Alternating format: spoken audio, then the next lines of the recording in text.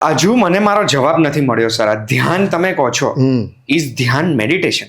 ધ્યાન અને મેડિટેશનમાં થોડોક ફેર છે. ધ્યાનમાં ધ્યાન કરવા માટેનું ઓબ્જેક્ટ છે. મેડિટેશનમાં મેડિટેશન કરવા માટે કોઈ ઓબ્જેક્ટની જરૂર નથી. ધ્યાનની તમે જે ચાલુ કરો છો ધ્યાન, ત્યારે તમારી પાસે ધ્યેય એટલે કે ઓબ્જેક્ટ, ધ્યાતા એટલે કે જે સીકર છે, અને ધ્યાન પ્રોસેસ, આવું એક ત્રિકોણ બને છે. પણ eventually when you want to live a meditative life, when you want to attain the meditative spontaneity in your being, like here and now, then you have to leave back all the objects, all the thoughts, all of this. એ ક્યારે થઈ શકે? જ્યારે તમે ધ્યાન, meditation જે પણ સાધના કરતા હો, એની સાથે સાથે તમારો ગોલ ક્લિયર હોય. તમારો ગોલ શું છે? અને ગોલ આપણા એટલા બધા ચીપ હોય છે. કોઈ એમ કહે છે કે ભાઈ મને ફલાણી ડિગ્રી જોઈએ છે, કોઈને કંઈક ઘર જોઈએ છે, કોઈને ગાડી જોઈએ છે. આ બધા ગોલ નથી, આ માઇલસ્ટોન્સ છે. ગોલ શું છે? પૈસા કેમ જોઈએ છે? પ્રોપર્ટી કેમ જોઈએ છે? ડિગ્રી કેમ જોઈએ છે? સારી નોકરી માટે. નોકરી કેમ જોઈએ છે? પૈસા માટે. પૈસા કેમ જોઈએ છે? ઘર માટે. ઘર કેમ જોઈએ છે? પરિવાર માટે. પરિવાર કેમ જોઈએ છે? હેપીનેસ માટે. તો હેપીનેસ ઇઝ ધ ગોલ. હેપીનેસને લઈને ધ્યાન કરવાનું છે, તો આ બધું આવી જશે. બસ. તો તંત્રો શું કહે છે, અથવા આ આપણા સ્ક્રિપ્ચર શું કહે છે, કે કોઈ પણ જીવ સવારથી લઈને રાત સુધી અને જન્મે ત્યાંથી મરે ત્યાં સુધી સતત આનંદની શોધમાં ભટકે છે. બરાબર છે? જ્યારે આનંદ ઇઝ વિધિન. જ્યારે આનંદ ઇઝ વિધિન. હવે તમે એમ કહો કે ભાઈ મને ધ્યાન કે મેડિટેશન થી આ સ્ટેટ કેવી રીતે મળશે, તો એના માટેની કોઈ સેટ થિયરી નથી. ઓલ્ધો બહુ જ બધું લખાઈ ગયું. આપણી પાસે અનંત સ્ક્રિપ્ચર્સ છે. ક્યારે બી તમે કહ્યું એમ પૂરા ના થાય એક જીવનમાં એટલા સ્ક્રિપ્ચર્સ છે. પણ એમાં એસેન્સ જે છે એ સમજવાની આટલી જ છે કે પ્રોસેસ એક એવી કરો રોજ કે જ્યારે તમે જાગો છો પણ કંઈ કરતા નથી. જનરલી આપણે જ્યારે જાગતા હોઈએ ત્યારે આપણે કંઈક કર્યા વગર બેસી શકતા નથી ને. આ ફેક્ટ છે. હવે જો જાગો છો અને વર્ટિકલ સ્પાઇન સાથે તમે જો કંઈ ન કરી શકતા હો, એવી બે જ વસ્તુ હોઈ શકે. એક સીટેડ મેડિટેશન, અને બીજું એક પ્રકારનું ધીમું ચાલવાનું. જ્યારે તમે ધીમું ચાલો છો, જેમાં કેલરી બર્નિંગ તમારો ઓબ્જેક્ટિવ નથી, તો તમે જોજો કે એક પ્રકારનું હીલિંગ અથવા એક પ્રકારનું ડિસ્ટ્રેસ થવાની પ્રોસેસ અંદરથી થશે. તમે ચાલી આવશો ને થોડી વાર, તો જે પણ ચિંતાઓ તમારી હશે, કંઈ પણ સ્ટ્રેસ હશે, એન્ઝાયટી હશે, બેસી જશે.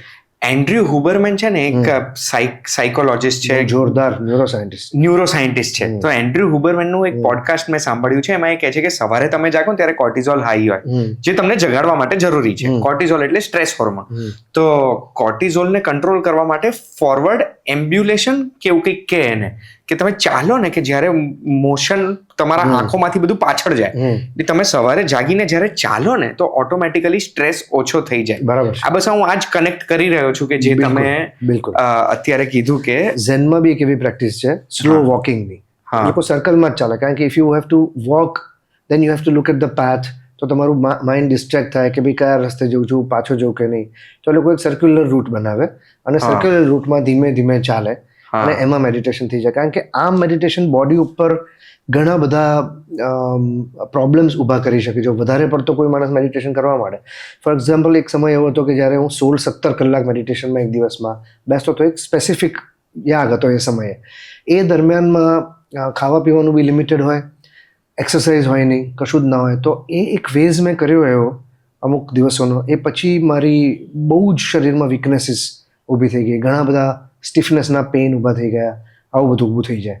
સો આ બે રીતે થઈ શકે. એક સીટેડ મેડિટેશન જે ઓછું હોય, અને એક આવું હોઈ શકે કે જ્યારે તમે સ્લો વોકિંગ કરો છો. અને એ વખતે બીજું કંઈ જ ના, મ્યુઝિક જોઈએ, ના એમાં લિરિક્સ હોવી જોઈએ, ના ફોન હોવો જોઈએ, કશું જ ના હોવું જોઈએ. એ વખતે તમે કંઈ ના કરતા હોવા જોઈએ અને માઇન્ડ અવેર હોય.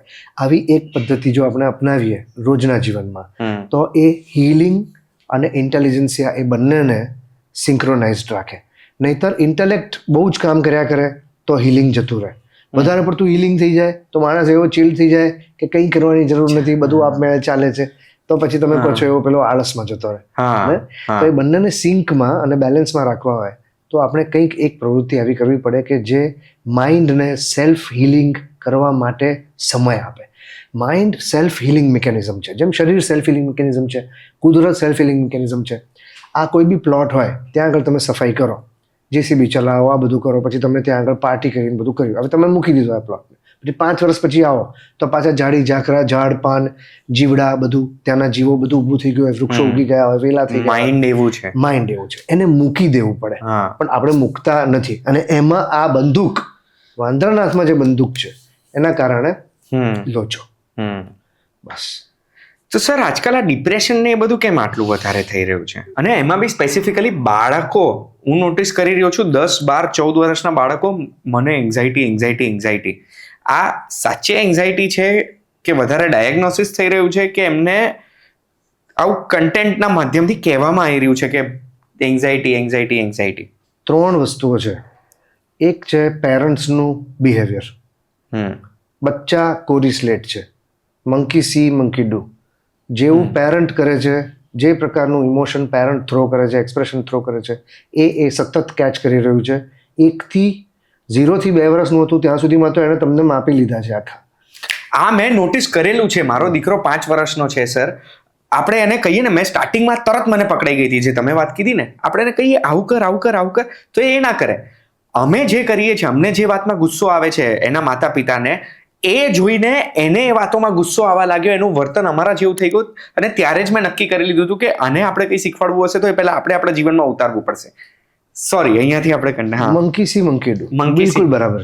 એટલે પેરેન્ટ્સ જ્યાં સુધી પોતાનું રેગ્યુલેશન કરતા નહીં શીખે, અથવા પેરેન્ટ્સ આવું બોલ કરશે કે મને એન્ઝાઇટી છે અને રેસ્ટલેસ છું ને આમ છે, ડિપ્રેશન છે, તો એ બધું જ છોકરા મિમિક કરશે.